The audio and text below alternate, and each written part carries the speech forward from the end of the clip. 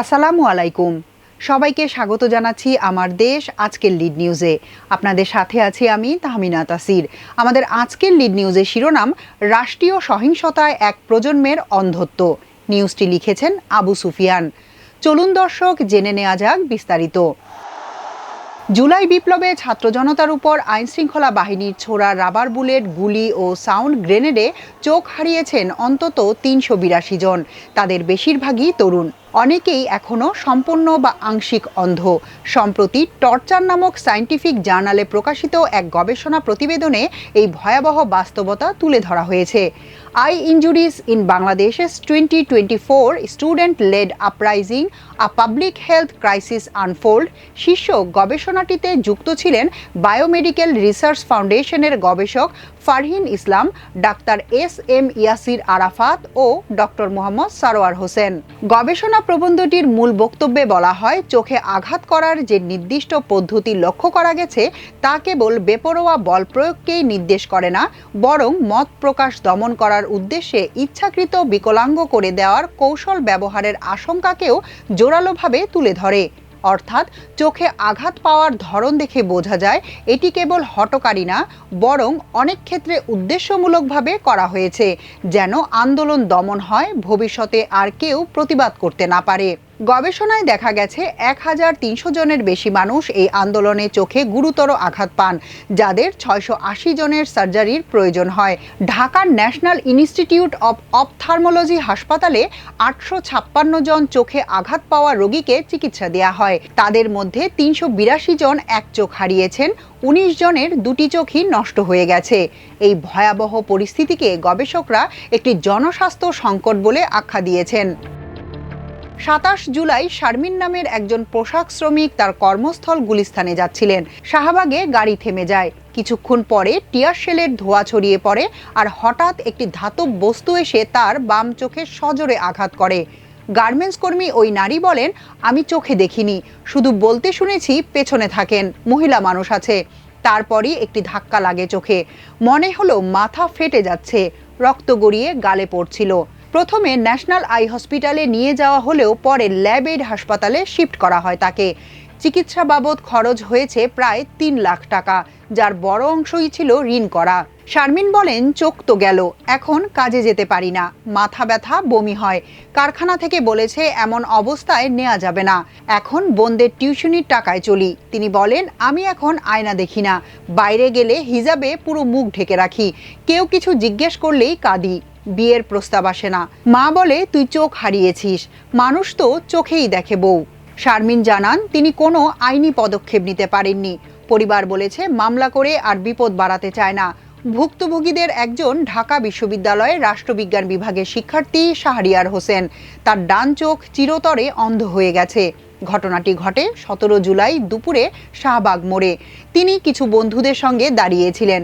হঠাৎ পুলিশের দিক থেকে ছোড়া রাবার বুলেট এসে লাগে তার চোখে। শাহরিয়ার বলেন, আমি কোনো মিছিলেও ছিলাম না, ভিডিও করছিলাম। হঠাৎ একটা ঝাঁকুনি, তারপর সব অন্ধকার। শাহরিয়ারের চোখে অস্ত্রোপচার হয়েছে ৩ বার, কিন্তু দৃষ্টিশক্তি ফেরেনি। তিনি এখন ট্রমা ও বিষণ্ণতায় ভুগছেন। বাবা মা নিঃস্ব হয়েছেন চিকিৎসা খরচ মেটাতে গিয়ে। শাহরিয়ার ও শারমিনের অভিজ্ঞতা বাংলাদেশের রাষ্ট্রীয় দমন পীড়নের একটি নির্মম প্রতিচ্ছবি। একজন বিশ্ববিদ্যালয় শিক্ষার্থী ও একজন গার্মেন্টস কর্মী, দুজনেই রাষ্ট্রীয় সহিংসতার শিকার হয়েছেন ভিন্ন সামাজিক অবস্থান থেকে, কিন্তু একই ধরনের দুর্ভাগ্য বরণ করতে হয়েছে তাদের। চোখের আঘাত শুধু শারীরিক নয়, বরং তা সমাজ, পরিবার, স্বপ্ন ও ভবিষ্যৎ সবকিছু ছিন্ন ভিন্ন করে দিয়েছে তাদের। জুলাই বিপ্লবে চোখ হারানোদের মিছিলে রয়েছেন নরসিংদীর রেশমা সুলতানা। তিনিও আন্দোলনে ছিলেন না, এসেছিলেন ঢাকায় বেড়াতে। কিন্তু ১৮ জুলাই সকালে টিএসসি এলাকায় টিয়ার শেলের ধাতব অংশ গিয়ে পড়ে তার চোখে। রেশমা বলেন, নারী বলে নিরাপদ থাকতে পারিনি, চোখ হারিয়ে ভেঙেছে স্বপ্ন, বিয়ে, সংসার, চাকরি, সবকিছু। তার চোখের কর্নিয়া ও রেটিনা দুটি স্থায়ীভাবে ক্ষতিগ্রস্ত। পরিবারও তাকে বোঝা মনে করছে এখন। সরকারি তিতুমির কলেজের স্নাতক দ্বিতীয় বর্ষের শিক্ষার্থী রাসেল হাওলাদার বৈষম্য বিরোধী ছাত্র আন্দোলনের নেতা ছিলেন। 2024 সালের 16 জুলাই মতিঝিল এলাকায় বিক্ষোভে অংশ নেন। সেদিন বিকেল 4টার দিকে পুলিশ ও ছাত্রদের মধ্যে সংঘর্ষ শুরু হলে রাসেল একটি গলির মধ্যে আশ্রয় নেন। ঠিক সেই সময় একটি রাবার বুলেট তার ডান চোখে এসে লাগে। প্রথমে ঢাকা মেডিকেলে, পরে চট্টগ্রাম চক্ষু হাসপাতালে নিয়ে যাওয়া হয় তাকে। চিকিৎসকরা জানান অপটিক নার্ভ ছিঁড়ে গেছে, চোখ নষ্ট হয়ে গেছে তার। রাসেল বলেন, চোখ দিয়ে শুধু আলো দেখতে পাই, মানুষের মুখ না। বাইরেও যেতে ভয় পাই। এলাকার লোকজন আমার মাকে বলে, বুয়া পোলায় কি আন্দোলন কইরা চোখ খাইছে। রাসেলের বাবা একটি গরু বিক্রি করে চিকিৎসার খরচ চালিয়েছেন, তবু দৃষ্টি ফেরেনি। ঢাকা কলেজের শেষ বর্ষের ছাত্র মাহমুদুল হাসান বিজয় কোটা সংস্কার ও শিক্ষা ব্যবস্থা সংস্কারের দাবিতে সক্রিয় ছিলেন। 19 জুলাই পুলিশ কার্জন হলের সামনে আন্দোলনকারীদের ছত্রভঙ্গ করতে গেলে বিজয় তার ফোনে ঘটনার ভিডিও ধারণ করছিলেন। তখন তার চোখে সরাসরি গুলি ছোড়া হয় বলে প্রত্যক্ষদর্শীরা জানান। গুলিতে তার চোখ নষ্ট, নাকের হাড়ও ক্ষতিগ্রস্ত হয়েছে। বিজয় বলেন, সত্যের পক্ষে দাঁড়াতে গিয়ে চোখ হারিয়েছি, কিন্তু রাষ্ট্র আমার পাশে নেই, বরং হুমকি দিচ্ছে মামলা দিয়ে। রাষ্ট্র বলছে আমি দাঙ্গাবাজ, অথচ আমার ক্যামেরায় ছিল শুধুই সত্য। বুয়েটের তড়িৎ প্রকৌশল বিভাগের ছাত্র ফাহিম ক্যাম্পাসে অবস্থান কর্মসূচিতে ছিলেন। 20 জুলাই বুয়েট ক্যাম্পাসে ঢুকে পুলিশ সরাসরি চোখ লক্ষ্য করে রাবার বুলেট ছোড়ে। ফাহিমের ডান চোখে গুলি লাগে, এতে তার চোখ নষ্ট হয়েছে। মস্তিষ্কে আংশিক আঘাত লেগেছে। বর্তমানে মানসিক বিষণ্ণতা ও অবসাদে ভুগছেন তিনি বলেন, চোখ নষ্ট হলো, এখন শুনি আমি নাকি রাষ্ট্রবিরোধী। আমার তো মনে হয় চোখ থাকলে বুঝি ভালোবাসতে পারতাম দেশকে।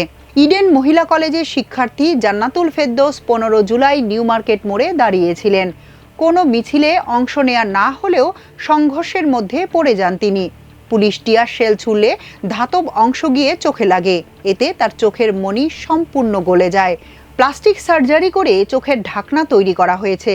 তিনি বলেন, মা বলেছে মেয়ে মানুষ হয়ে আন্দোলনে গেলে এটাই হয়, কিন্তু আমি তো মিছিলে ছিলাম না, রাস্তার পাশে দাঁড়িয়েছিলাম শুধু। নারায়ণগঞ্জের দর্জি শিক্ষানবিশ তাহমিনা কাজ শেষে বাসায় ফেরার পথে শাহবাগ এলাকায় আটকা পড়েন। হঠাৎ টিয়ার শেল ছোড়া হলে ধাতব অংশ চোখে লাগে তার। এতে তার চোখের কর্নিয়া সম্পূর্ণ ক্ষতিগ্রস্ত ও রেটিনা ছিঁড়ে গেছে। আক্ষেপ প্রকাশ করে তাহমিনা বলেন, আমি তো কিছুই করিনি, শুধু চোখটা গলে গেল। হাসপাতালেও কেউ আসেনি, আমি কি মানুষ না? গবেষণা প্রতিবেদনে দেখা গেছে বেশিরভাগ আঘাত মাথার উপরে লক্ষ্য করে ছোড়া হয়েছে, যা আন্তর্জাতিক মানবাধিকার আইনে নিষিদ্ধ। একাধিক চক্ষু বিশেষজ্ঞ জানিয়েছেন এসব আঘাত বহু ক্ষেত্রেই ইন্টেনশনাল টার্গেটিং মনে হয়েছে।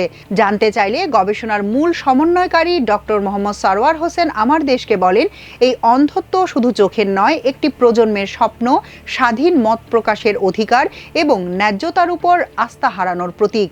রাষ্ট্র তার তরুণদের চোখ উপড়ে নিয়েছে শুধু তাদের প্রতিবাদ থামাতে, প্রশ্ন তোলার সাহসকে অবদমিত করতে। তিনি বলেন, এই প্রতিবেদনে যে মানবিক ও সামাজিক ধ্বংসচিত্র ফুটে উঠেছে তা কেবল চিকিৎসা বা সহানুভূতির বিষয় নয়, এটি একেবারে রাজনৈতিক ও নৈতিক বিচারহীনতার ভয়াবহতা। তরুণদের চোখ গেছে, কিন্তু রাষ্ট্রের চোখ এখনো বন্ধ। ডক্টর মোহাম্মদ সারোয়ার হোসেন বলেন, উপরের ঘটনাগুলো বাংলাদেশের 2024 সালের ছাত্র আন্দোলনের সময়কালে পুলিশি সহিংসতার এক হৃদয় বিদারক দলিল। এসব ঘটনার মধ্য দিয়ে উঠে এসেছে রাষ্ট্রীয় বাহিনীর অতিরিক্ত বল প্রয়োগ, বিচারহীনতার সংস্কৃতি, ধনী গরিব নির্বিশেষে তরুণদের নিঃস্বতা, শারীরিক ক্ষতির পাশাপাশি মানসিক বিপর্যয়, নারীদের প্রতি দ্বিগুণ সামাজিক চাপ, হাসপাতাল ও চিকিৎসার দুর্দশা। গবেষণা প্রতিবেদনে বলা হয়, new eye hospital, Dhaka medical college hospital, Lions eye institute সহ বড় বড় হাসপাতালগুলোর অপারেশন থিয়েটার আন্দোলনের সময়কালীন প্রায় প্রতিদিনই পূর্ণ ছিল। প্রায় 630 জনকে অস্ত্রোপচার করতে হয়েছে, যার মধ্যে শতাধিক রেটিনা সার্জারি এবং 40টির বেশি কর্নিয়া প্রতিস্থাপন করা হয়েছে। কর্নিয়া ডোনারের অভাবে বহু অস্ত্রোপচার স্থগিত থাকে। তবে চিকিৎসা পাওয়াই ছিল একটি সংগ্রাম। বিভিন্ন অভিযোগে জানা গেছে অনেক আন্দোলনকারীকে সরকার বিরোধী হিসেবে শনাক্ত করে হাসপাতাল থেকে ফিরিয়ে দেয়া হয়। শুধু শারীরিক নয়, মানসিক আঘাতেও জর্জরিত হয়েছেন আহতরা। গবেষণায় দেখা গেছে অধিকাংশ আহত শিক্ষার্থী বা শ্রমিক ডিপ্রেশনে ভুগছেন। অনেকেই সামাজিক বিচ্ছিন্নতায় ভুগছেন। আত্মহত্যার প্রবণতা ও আত্মমর্যাদাবোধের ধস এই তরুণদের ভবিষ্যৎকে আরও অনিশ্চয়তায় ফেলে দিয়েছে। প্রতিবেদনে বলা হয়েছে, পুলিশের ব্যবহৃত প্যালেটগুলি ও অন্যান্য কাইনেটিক ইম্প্যাক্ট প্রজেক্টাইল আন্তর্জাতিক মানবাধিকার আইন লঙ্ঘন করে। 1943 সালের বেঙ্গল পুলিশ রেগুলেশন অনুযায়ী আগ্নেয়াস্ত্র কেবল আত্মরক্ষায় ও নিয়ন্ত্রিত পরিস্থিতিতে ব্যবহারযোগ্য, কিন্তু এক্ষেত্রে উদ্দেশ্যপ্রণোদিতভাবে গুলি ছোড়ার অসংখ্য ভিডিও ও সাক্ষ্য প্রমাণ রয়েছে। জাতিসংঘের মানবাধিকার বিষয়ক হাই কমিশনের বিশেষ রেপোর্টিয়ারের 2025 সালের প্রতিবেদনে উল্লেখ করা হয়, বাংলাদেশে বিক্ষোভ দমন কৌশল রাষ্ট্রীয় নিপীড়নের আদর্শ উদাহরণ। এই সহিংসতা ও আহতদের ব্যাপারে এখনও সরকার কোনো পূর্ণাঙ্গ প্রতিবেদন প্রকাশ করেনি। এমনকি ক্ষতিগ্রস্তদের জন্য পুনর্বাসন কর্মসূচিও নেই। বহু পরিবার এখনও হাসপাতালে বা আদালতের বারান্দায় ঘুরছেন কোনো ক্ষতিপূরণের আশায়। বিশেষজ্ঞদের মতে, অবিলম্বে একটি রাষ্ট্রীয় কমিশন গঠন করে আহতদের পুনর্বাসন, পুনরায় দৃষ্টি ফেরানোর গবেষণায় অর্থায়ন এবং আন্তর্জাতিক মান অনুযায়ী শান্তিপূর্ণ বিক্ষোভে আইনশৃঙ্খলা রক্ষাকারী বাহিনীর আচরণ নির্ধারণে পদক্ষেপ নেওয়া জরুরি। বিশেষজ্ঞরা বলেছেন, 2024 সালের ছাত্র আন্দোলন শুধু রাজনৈতিক উত্তাল সময়ের ইতিহাস নয়, এটি দৃষ্টি হারানো শত শত তরুণের কান্নার নীরব সাক্ষ্য। রাষ্ট্রের নৈতিক দায়িত্ব তাদের পাশে দাঁড়ানো, কারণ তাদের দৃষ্টি হারানোর মধ্যেই আমাদের গণতন্ত্রের অন্ধকারও প্রতিফলিত হয়েছে। এখনকার মতো এ পর্যন্তই। প্রিয় দর্শক, সবাই ভালো থাকুন, সুস্থ থাকুন, থাকুন আমার দেশের সঙ্গে। চ্যানেলটি ভালো লাগলে সাবস্ক্রাইব করুন, লাইক, শেয়ার ও ফলো করুন আমাদের ফেসবুক পেজ। আল্লাহ হাফেজ।